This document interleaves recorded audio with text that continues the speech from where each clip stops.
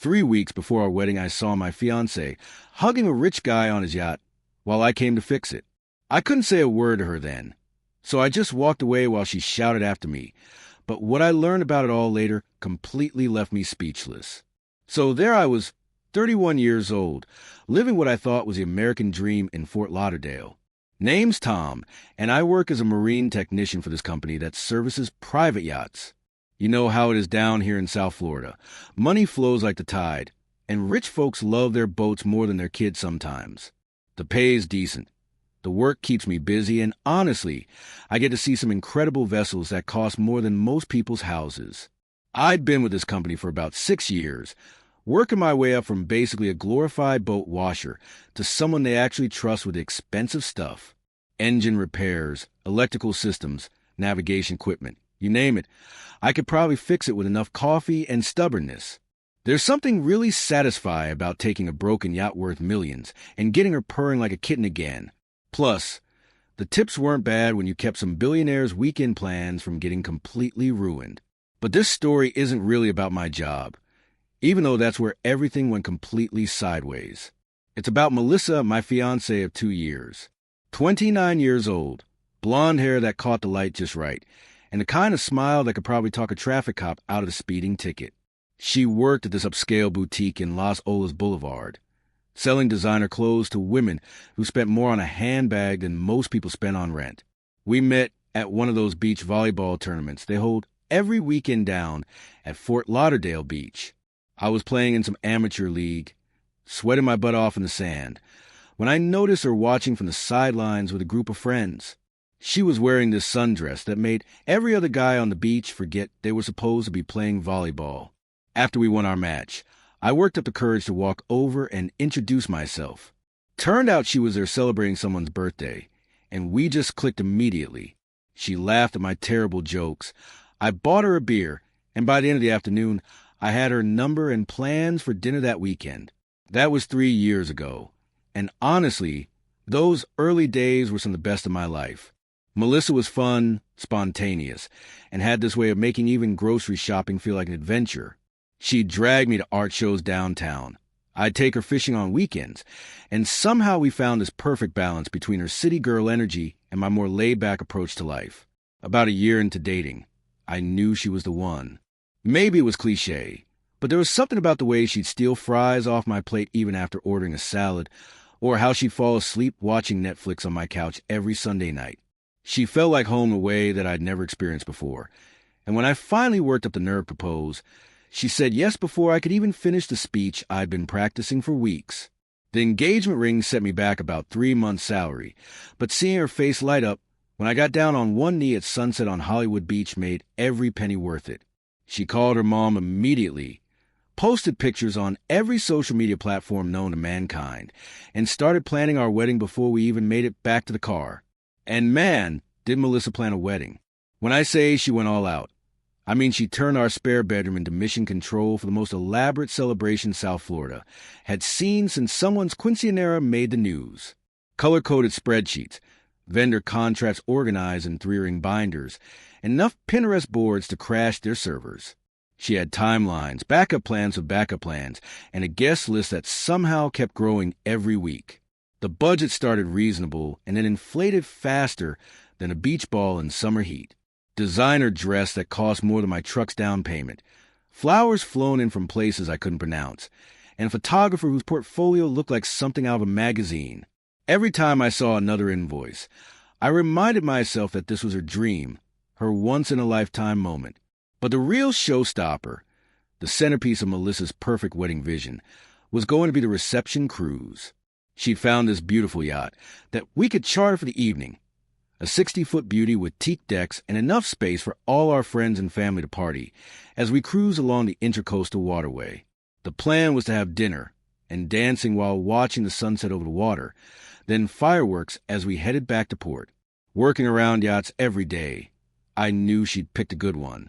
The boat had all the right equipment, a solid reputation, and a captain who knew these waters like his own backyard. It was going to cost us about as much as a decent used car, but Melissa had her heart set on it. And honestly, The idea of celebrating our marriage surrounded by everyone we cared about while cruising through paradise sounded pretty amazing. Everything seemed absolutely perfect. We had the venue locked in, the caterer confirmed, and even convinced my buddy Jake to get ordained online so he could marry us. The whole thing was coming together like something out of those wedding magazines Melissa kept buying. Melissa would spend hours every evening after work fine-tuning details, calling vendors, and showing me fabric samples that all looked identical to my untrained eye. She was in her element, planning what she called the most important day of our lives. Watching her get so excited about centerpieces and seating charts, I felt like the luckiest guy in Florida. Here was this amazing woman who wanted to spend her life with me, and all I had to do was show up in a tux and say, "I do." The wedding was scheduled for 3 weeks away when this all started. 3 weeks until I'd officially become a married man. 3 weeks until Melissa would become Mrs. Thompson. 3 weeks until we'd start the next chapter of our lives together. We'd already booked our honeymoon. A week in the Bahamas at one of those all-inclusive resorts where they bring you drinks with little umbrellas, and you don't have to think about anything except sunscreen and relaxation. I remember thinking that Tuesday morning how crazy it was that after all the planning and stress, we were finally in the home stretch. Just a few more weeks of Melissa's controlled chaos, and then we'd be husband and wife, probably laughing about how worked up she'd gotten over napkin colors, and whether the DJ understood the difference between party music and background dinner music. That Tuesday started like any other day in paradise. The truck started on the first try. Miracle for a 10-year-old Ford with more miles than a taxicab. And I was backing out of our driveway when my phone started buzzing with that urgent ringtone that meant work needed me right now. My supervisor, Dave, was on the line, and I could tell from his voice that someone important was having a very expensive problem. "Emergency service call," he said. "Some yacht already out on the water with engine trouble, and they needed immediate assistance." The owner was demanding the best technician we had, and apparently that was me for this particular type of engine system. Dave rattled off the details, yacht name, coordinates, and a warning that this was a VIP client who expected nothing less than perfect service. The kind of customer who could make or break our company's reputation with one phone call. So I needed to drop everything and get out there as fast as our service boat could carry me. I told Dave I'd be at the marina in 20 minutes, hung up, and felt that familiar rush of adrenaline that came with emergency calls. This was a part of the job I actually loved. The problem-solving under pressure, the satisfaction of being a guy who could save someone's day when their expensive toy broke down. As I drove toward the marina, I had no idea that this emergency call would change everything. No clue that the yacht I was racing to repair would become the setting for the worst discovery of my life. I was just Tom the marine technician, hurrying to fix an engine problem and maybe earn a decent tip from a grateful yacht owner. If someone had told me that morning that by lunchtime my entire future would be shattered, I would have laughed and told them to lay off the early morning beer. Life was good. The wedding was perfect, and Melissa was the best thing that had ever happened to me. Boy, was I wrong about that. 20 minutes later, I was pulling our service boat alongside the Serendipity, and I had to admit, she was absolutely gorgeous. One of those sleek sport yachts, probably 80 feet of pure luxury, with lines that looked like they'd been designed by some Italian artist who'd never worried about a mortgage payment in his life. The kind of boat that makes you wonder what it feels like to have more money than you know what to do with. I tied off to their swim platform and grabbed my tool bag, trying to focus on the job ahead. The owner appeared at the rail, well-dressed guy in his 50s, the kind of deep tan that comes from spending serious time on the water rather than a tanning salon. He seemed genuinely relieved to see me and immediately started explaining the problem with his port engine. As he led me toward the engine compartment, I was half listening to his technical description while taking in the yacht's incredible details. Custom everything, electronics that probably cost more than most people's cars, the works. But then I heard familiar laughter coming from the main salon, and something about it made me freeze in my tracks. That laugh, I'd been hearing it for 3 years, and I'd know it anywhere. Through the salon's tinted glass, I could see a woman with blonde hair, sitting very close to a younger guy in an expensive suit.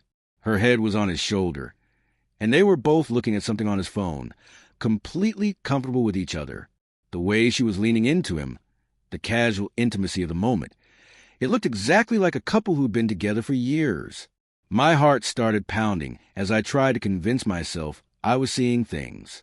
Maybe it was just someone who looked like Melissa from behind. Maybe the glass was playing tricks on me. But then she turned her head slightly, and there was absolutely no mistaking that profile.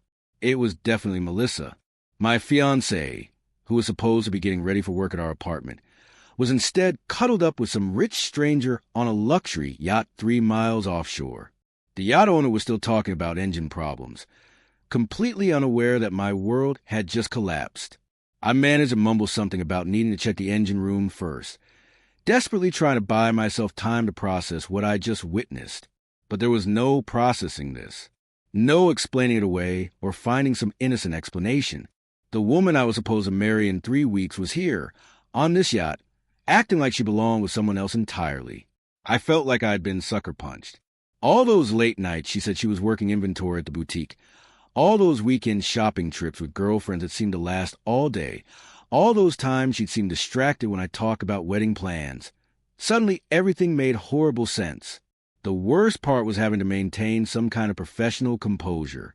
This guy was paying for emergency service, and I couldn't just lose it without destroying my reputation, and probably my job. So I had to figure out how to confront the biggest betrayal of my life while still fixing his boat. I spent about 10 minutes in the engine compartment, supposedly diagnosing the problem, but really just trying to get my head together. The engine issue was actually pretty straightforward, a clogged fuel filter that would take maybe 20 minutes to replace. But I kept stalling, not ready to face what was waiting for me up on deck. Finally, I couldn't put off any longer. I grabbed the replacement parts from my bag and headed back topside, where the owner was waiting patiently. As I worked on the engine, I kept glancing toward the salon, hoping maybe I'd imagine the whole thing. But no, Melissa was still there, still looking completely at home with her mystery man. They'd moved to the outdoor seating area now, and I could see them more clearly. She was wearing clothes I'd never seen before, expensive-looking stuff that definitely wasn't from her employee discount at the boutique. The guy she was with looked like money, not just regular money, but serious wealth, designer everything, watch that probably cost more than my truck, the kind of confidence that comes from never having to worry about bills. And Melissa was hanging on his every word, like he was the most fascinating person she'd ever met. I finished the engine repair on autopilot, my hands doing the work, while my brain tried to figure out what the hell was happening to my life. 3 weeks before our wedding, and I discovered my fiancé is apparently living some kind of double life with a guy who could buy and sell me without breaking a sweat. The owner tested the engine and was thrilled when it purred back to life. He thanked me profusely and handed over a tip that would normally have made my day. But I barely noticed the money. I was too busy watching Melissa laugh at something her companion had said. That's when I made my decision. I couldn't pretend I hadn't seen this. I couldn't go home and act like everything was normal while planning a wedding to someone who was clearly playing me for a fool. Whatever was going on here, I deserved to know the truth. I walked over to where they were sitting, my tool bag in one hand, and my heart hammering against my ribs. Melissa looked up as I approached, and the color drained from her face so fast I thought she might actually faint. The recognition in her eyes told me everything I needed to know. This wasn't some innocent explanation waiting to happen. This was exactly what it looked like, and she knew she'd been caught red-handed. The guy she was would seem confused by the sudden tension, looking back and forth between us like he was trying to figure out what was happening. Melissa opened her mouth to say something, but no words came out. She just sat there, frozen, probably trying to figure out how to explain away the unexplainable. I didn't wait for her to come up with some story. I didn't want to hear whatever lies she was preparing. The evidence was right in front of me. My fiancé, who should have been getting ready for work, was instead playing house with some rich guy on his yacht. The wedding, the planning, the future we'd mapped out together, all of it built on a foundation of lies that had just crumbled beneath my feet. And the worst part was I still had no idea how long this had been going on or how much of our relationship had been real. I just stared at them for what felt like forever, but was probably only a few seconds. Melissa finally found her voice, stammering something about how this was what it looked like. but I was already done listening. The image of her cuddled up with this stranger was burned into my brain, and no amount of explanation was going to erase what I'd seen with my own eyes. Without saying a word, I turned around and walked back toward my service boat. My hands were shaking as I packed up my tools, and I could hear Melissa calling my name behind me. But I didn't look back. I couldn't. If I turned around and saw her face, I might actually lose it completely, and the last thing I wanted was to make a scene on some rich guy's yacht. The boat owner appeared beside me as I was loading my gear, looking genuinely concerned. He asked if everything was all right, and I managed to tell him the engine was fixed and he should be good to go. Professional to the end, even while my personal life was imploding 3 feet away. He tried to hand me an extra tip, probably sensing something was seriously wrong, but I just shook my head and kept packing. Melissa had gotten up from her cozy little spot and was walking toward me now, her face pale and her hands reaching out like she was going to try to physically stop me from leaving. The guy she'd been with stayed seated, smart enough to realize he'd somehow walked into the middle of someone else's relationship drama. I untied my boat from their swim platform and started the engine without looking at her. She was saying my name over and over, her voice getting more desperate with each repetition. But I'd heard enough. 3 years together. 2 years engaged, 3 weeks from our wedding, and this is how I find out who she really is. As I pulled away from the serendipity, I could see her standing at the rail, and for a split second, I almost felt bad for her. She looked genuinely panicked, like she was watching her whole world fall apart. But then I remembered the way she'd been laughing with that guy, how comfortable and natural they'd looked together, and any sympathy I might have felt evaporated. The ride back to shore was the longest 20 minutes of my life. The morning had started with me thinking about wedding seating charts and honeymoon plans, and now I was trying to figure out how to cancel everything without looking like a complete idiot to all our friends and family. How do you explain that your fiancé has been living some kind of secret life that you knew nothing about? I kept replaying the scene in my head, looking for some detail I might have missed, some innocent explanation for what I'd witnessed. But there wasn't one. Melissa had been on that yacht with another man, acting like they were together, while I thought she was home getting ready for work. The math wasn't complicated. By the time I got back to the marina, word about the successful engine repair had already gotten back to Dave. He was waiting for me at the dock, grinning and ready to hear about another satisfied customer. But one look at my face and his expression changed completely. He asked what was wrong, and I just told him I needed to take the rest of the day off. I drove home in a daze, not really sure what I was going to find there. Part of me hoped Melissa would somehow beat me back to the apartment, that she'd have some explanation that would make sense of everything. But mostly I just felt numb, like I was watching someone else's life fall apart instead of living through it myself. The apartment felt different when I walked in. All of Melissa's wedding magazines were still scattered across the coffee table, her color-coded planning binders stacked neatly on the kitchen counter.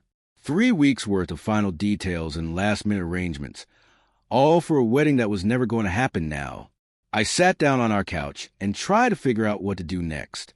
Call off the wedding? Confront her when she eventually came home? Pack my stuff and disappear? None of the options felt right, but doing nothing felt even worse. About an hour later, I heard her key in the lock. She came through the door like she was walking into a minefield, moving slowly and calling my name softly. When she saw me sitting on the couch, she stopped in the doorway and just looked at me for a long moment. The conversation that followed was one of those moments that changes everything. Not because of what was said, but because of what wasn't. She tried to explain, started several sentences that went nowhere, and eventually just broke down crying. But even through her tears, I could tell she wasn't telling me the whole truth. That's when I knew it was over. Not because of what I'd seen on the yacht, but because even now, caught red-handed, she still couldn't be honest with me. Whatever was going on in her life, whatever had led her to that moment, she'd rather lie to me than trust me with the truth. Melissa spent the next 2 hours trying every approach in the book to convince me I'd misunderstood what I'd seen. She went through denial, anger, bargaining, and back to denial again. But every explanation she offered just made things worse, because none of them addressed the real question. What was she doing on that yacht in the first place when she was supposed to be home? She kept saying I didn't understand the whole situation, that things weren't what they seemed, But when I asked her directly to explain what was really going on, she'd get evasive and change the subject. It was like watching someone dig their own grave with words, making everything worse with every sentence.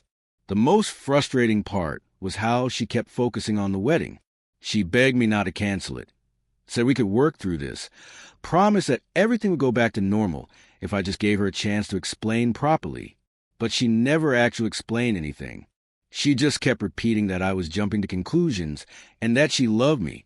I told her love wasn't the issue here. Trust was. And after what I'd seen, combined with her complete inability to give me a straight answer about why she'd been on that yacht, I didn't know how we could possibly move forward. She'd been living some kind of double life, and even caught in the act, she still wasn't being honest with me.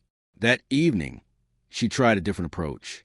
She made my favorite dinner, opened a bottle of wine, and attempted to recreate one of our early dates. It was almost heartbreaking to watch her try so hard to fix something that felt completely broken. But going through the motions of normalcy just made the whole situation feel more surreal. During dinner, she finally started talking about work stress and money problems, hinting that maybe she'd gotten involved in something she shouldn't have.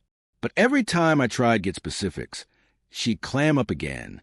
It was like she wanted credit for being honest without actually being honest, which somehow made everything worse. The next morning brought more of the same. Melissa had obviously been up all night thinking because she had a whole new set of explanations and promises. She talked about counseling, about making changes, about how this was all just a big misunderstanding that had gotten out of hand. But she still wouldn't tell me the truth about what I'd witnessed. I kept coming back to the same question. If this was really some innocent misunderstanding, why couldn't she just explain what had actually happened? Why all the deflection and half-truths? The woman I'd planned to marry was sitting 3 feet away from me, and I felt like I didn't know her at all. Friends and family started calling about wedding details, and each conversation became another reminder of how complicated this was going to be if we really called it off. Melissa used every phone call as evidence that we couldn't possibly cancel everything now, that too many people were counting on us, that it would be a disaster for everyone involved. But the wedding planning that had once excited her now felt like emotional blackmail. She wasn't trying to save our relationship. She was trying to save face. And that realization hurt almost as much as catching her on that yacht in the first place. By the end of the week, I was emotionally exhausted. Melissa had tried every approach except the one that might have actually worked, telling me the complete, unvarnished truth about what was going on in her life. Instead, I got partial explanations, deflections, and increasingly desperate attempts to convince me that my own eyes had lied to me. The woman I'd fallen in love with had been replaced by someone I didn't recognize, someone who would rather manipulate me than trust me. And the worst part was I could see glimpses of the old Melissa underneath all the lies and panic. She was still in there somewhere, but she'd chosen to hide behind this wall of deception instead of letting me help her through whatever trouble she was in. That's when I made the hardest decision of my life. I told Melissa that if she couldn't be completely honest with me about what had happened on that yacht and why, then we were done. No more partial truths, no more deflections, no more promises to explain later. Just the truth right now, or I was walking away from everything we'd built together. She looked at me for a long time, and I could see her weighing her options, trying to figure out how much she could tell me, without revealing whatever she was really hiding. And that calculation in her eyes, that moment where she was deciding how much truth I deserved, told me everything I needed to know about where I stood in her priorities. Melissa finally broke down completely, through tears and stammering words. The real story came tumbling out, and it wasn't anything like what I'd imagined. She hadn't been cheating on me. She'd been working a second job that she was too embarrassed to tell me about. Turns out the boutique wasn't paying nearly as much as she let me believe, and with all the wedding expenses piling up, she'd gotten desperate. She'd started working as a marketing consultant for wealthy businessmen, helping them with social media and image consulting. The job paid incredibly well, but it came with a catch. She had to play a role. The guy I'd seen her with on the yacht was Richard Morrison, a real estate developer who was trying to impress some investors from overseas. He'd hired Melissa to pose as his girlfriend during business meetings and social events, because apparently having an attractive woman on his arm made him seem more successful and stable to potential partners. She'd been doing this for about 3 months, making enough money in a few weekend gigs to cover most of our wedding expenses. The yacht meeting was supposed to be her last job before our wedding, but she'd never told me about any of it because she was ashamed. She thought I'd see it as dishonest or degrading, and she was terrified I'd make her quit before we could afford the wedding she'd always dreamed of. When she finished explaining, I felt like the world's biggest idiot. Here I'd been thinking she was cheating on me, when actually she'd been working her, but off to pay for our wedding. The intimacy I'd witnessed wasn't romantic. It was professional acting. She'd been playing a role to help some businessman impress his clients, and I'd walked in during the middle of her performance.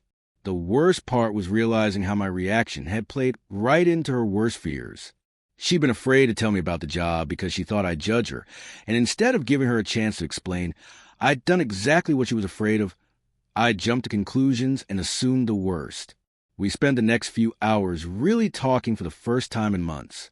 Melissa explained how the financial pressure of the wedding had been eating at her, how she felt like she couldn't ask me to work more overtime, because I was already doing so much. The marketing job had seemed like a perfect solution, good money, flexible hours, and a way to contribute to our future without burdening me with more stress. I told her about the gut-wrenching week I'd spent thinking our entire relationship was a lie, how I'd been mentally preparing to cancel everything and start over. We both realized how close we'd come to destroying something amazing because we'd been too scared or too proud to communicate honestly with each other. Looking back, the whole situation was a comedy of errors that could have been avoided with one honest conversation. If Melissa had just told me about the financial pressure she was feeling, we could have figured out a solution together. If I had given her a chance to explain before assuming the worst, we could have avoided a week of mutual misery. But in a weird way, the crisis made our relationship stronger. We both learned something important about trust and communication, and more importantly, we'd learned that we were willing to fight for what we had together rather than just walking away when things got complicated. The wedding went ahead as planned, and it was everything Melissa had dreamed it would be. The sunset cruise was absolutely perfect, and knowing that she'd worked so hard to make it happen made every moment even more special. Our friends and family had no idea how close they'd come to receiving cancellation notices instead of boarding passes for the yacht. During our first dance, Melissa whispered in my ear about how grateful she was that we'd found our way through the mess we created. I told her that the next time she wanted to take a side job pretending to be someone's girlfriend, maybe we should discuss it first.